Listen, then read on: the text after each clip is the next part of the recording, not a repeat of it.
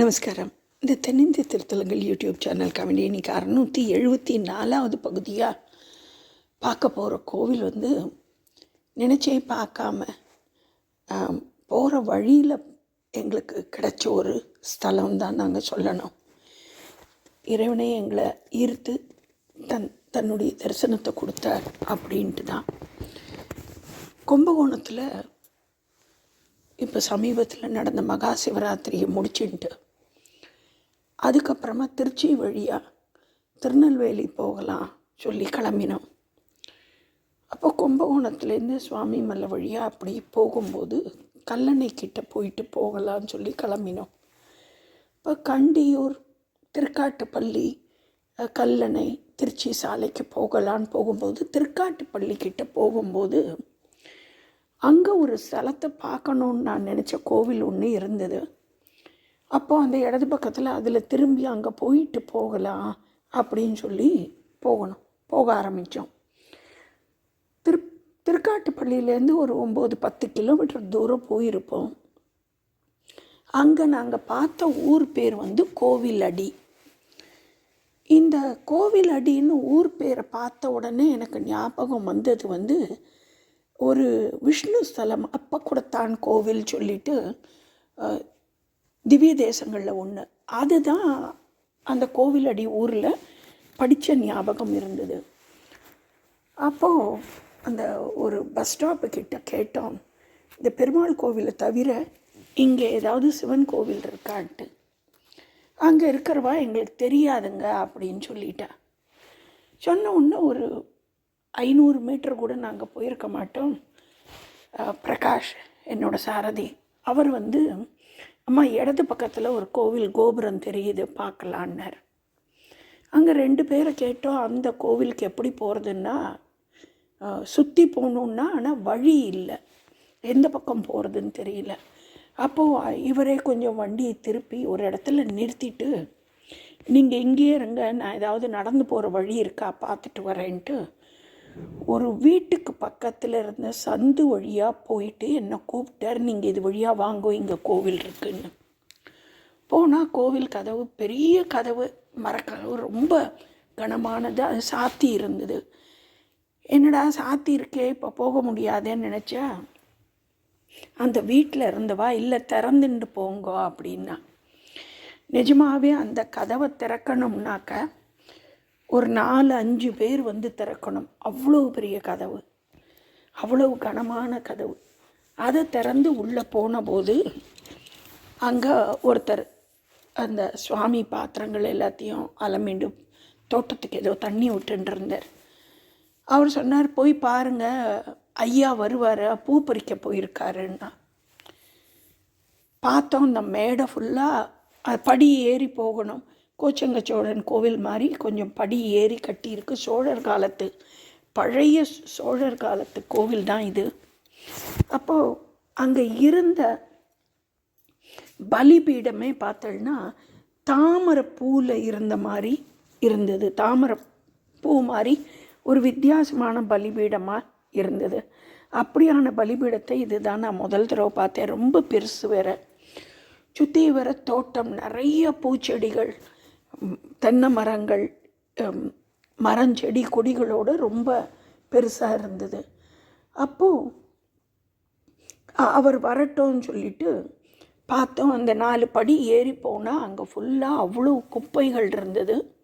அது தவிர இந்த மரஞ்செடி கொடிகள்லேருந்து விழக்கூடிய இலை குப்பையும் இருந்தது. சரி, சும்மா நிற்கிற நேரம் அதெல்லாத்தையும் கொஞ்சம் பெருக்கி தள்ளலாமேன்னு சொல்லிட்டு பெருக்கி தள்ள ஆரம்பித்தோம். நான் ஒரு பக்கம், அவர் ஒரு பக்கம். நாங்கள் பண்ணின்னு இருக்கும்போதே வயசான மாமா ஒருத்தர் கால் படி ஏற முடியாது, அத்தனை படி ஏறுறது கொஞ்சம் கஷ்டம்தான். அவர் காலில் ஒரு பேண்டேண்டு போட்டுண்டு ஏறி வந்தார். வந்துட்டு, ஒரு கால பூஜையில் இருக்குது, பரம்பரையாக நாங்கள் தான் பண்ணின்னு இருக்கோம், சுவாமிக்கு நித்தியபடிக்கு அவரால் முடிஞ்சது அந்த கோவில் மெய்காப்பாளராம் அவர்கிட்ட தேங்காயை உரித்து தர சொல்லி சுவாமிக்கு ஒரு குடம் தண்ணியை விட்டு அலங்காரம் பண்ணிவிட்டு தீபாரதனை காமிச்சார். இருந்து பார்க்கலாமான்னார். அதை விட என்ன வேலைன்னு சொல்லிட்டு இருந்து தரிசனம் பார்த்தோம். அப்போ அவர் சொல்லும்போது சொன்னார், இது வந்து தேவார வைப்பு ஸ்தலமாக இருக்கக்கூடியது, அப்பர் பாடினது, அதோட பாட்டெல்லாம் எனக்கு தெரியல, மறந்துட்டேன் அப்படின்னார். சுவாமி பேரும் வித்தியாசமாக இருந்த பெரிய சுவாமி, ஈசன் கிழக்க பார்த்துருந்தார். திவ்ய ஞானேஸ்வரர் அப்படின்னு சுவாமி பேர். அம்பாள் அந்த மகா மண்டபத்திலேயே இருந்து நம்ம அம்பாளை தெற்கு பக்கத்தில் பார்க்கலாம். தெற்கு பக்கமாக இருந்து நமக்கு தரிசனம் கொடுக்குறா அகிலாண்டேஸ்வரியா நின்ன கோலத்தில் அம்பாள். இந்த கோவிலை பற்றி தெரிஞ்சின்றதுக்கப்புறமா கண்டிப்பாக இந்த கோவிலை பற்றி படிக்கணும்னு சொல்லி உட்காந்து தேட ஆரம்பித்தேன். தேடினதில் தான் இந்த ஸ்தலம் வந்து அப்பரால வைப்பு ஸ்தலமாக பாடப்பட்டிருக்குங்கிறது அந்த பாடல் தெரிஞ்சு வந்தது. அதாவது 6.7.3 அதில் இந்த கோவிலை பற்றி அவர் சொல்லியிருக்கார். இடைமருது ஈங்கோய் ராமேஸ்வரம் இன்னம்பர் ஏரிடமை ஏமப்பேரூர் சடைமுடி சாலைக்குடி தக்களூர் தலையாலங்காடு தலைச்சங்காடு கொடுமுடி குற்றாலம் கொல்லம்புதூர் கோத்திட்டை கோட்டாறு கோட்டுக்காடு கடைமுடி கானூர் கடம்பத்துறை கைலாயநாதனையே காணலாமே அப்படின்னு சொல்லியிருக்கார். இந்த ஊர் பேர் வந்து ஆதிகாலத்தில் சடைமுடி அப்படின்னு இருந்திருக்கு. இப்போ தான் கோவில் அடின்னு அழைக்கப்படுறது. இந்த ஊருக்கு வந்து இந்த ஊரில் வந்து சேர ராஜா ஒருத்தர் சேரமான் கணாய்கர் அப்படிங்கிறவர் கோச்சங்கச்சோழனை கைது பண்ண இடம் அப்படிங்கிறதும் தெரிஞ்சுட்டேன். இதுக்கு முன்னாடி வந்து திருப்பேர் அப்படிங்கிற இடமும் இந்த சிவன் கோவில் இருந்த இடம் வந்து திருப்பேர்புரம் அப்படின்னும் அழைக்கப்பட்டிருக்கு. திருப்பூர் திருப்பேர் அப்படின்னு. சடைமுடிங்கிறது பற்றி இந்த ஸ்தலத்தில் நிறையா இந்த சடைமுடிங்கிற பேரோடு இருக்கக்கூடியதான் சுவாமி பேர். இந்த கல்வெட்டுகள் நிறையா இருக்குது. அதில் வந்து பாண்டி குலசினி வளநாட்டு வல்லநாட்டு மேலைமுறி திரு சடைமுடிய மகாதேவர் அப்படின்னு சுவாமி பேரும், இன்னும் ஒரு கல்வெட்டில் வந்து திருப்பேர் பெருங்குறி மகாசபையோம் இவ்வூர் வடபிடகை